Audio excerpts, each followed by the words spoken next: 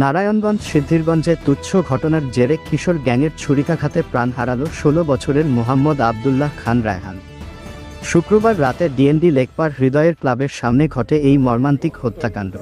ঘটনার পরদিন শনিবার সকালে ৪ আসামিকে গ্রেফতার করে সিদ্ধিরগঞ্জ থানা পুলিশ। প্রধান আসামি পাইটু হৃদয়কে জালকুড়ি ১০ পাইপ এলাকা থেকে অভিযান চালিয়ে নিজে গ্রেফতার করেন ওসি মোহাম্মদ শাহিনুর আলম। নিহত রায়হান তার বাবার সঙ্গে এসি সার্ভিসিংয়ের কাজ করতেন। ঘটনার সময় বন্ধুদের সঙ্গে ক্লাব চত্বরে আড্ডা দিচ্ছিলেন। কথা কাটাকাটির এক পর্যায়ে সংঘবদ্ধ কিশোর গ্যাং রায়হানকে ছুরিকাঘাত করে পালিয়ে যায়। মুমূর্ষু অবস্থায় ঢাকা মেডিকেল নেওয়ার পর চিকিৎসক তাকে মৃত ঘোষণা করেন।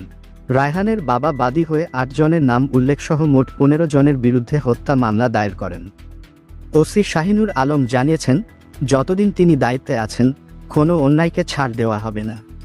কিশোর গ্যাং, মাদক ব্যবসায়ী, সন্ত্রাসী ও চাঁদাবাজদের বিরুদ্ধে কঠোর ব্যবস্থা নেওয়া হবে। প্রয়োজনে নিজে মাঠে নামবেন তিনি।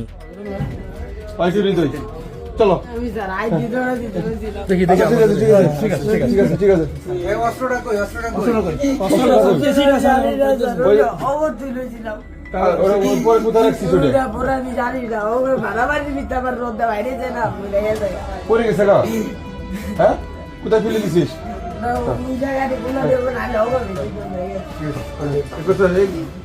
পিছন থেকে সুন্দর করে ভিডিও করে।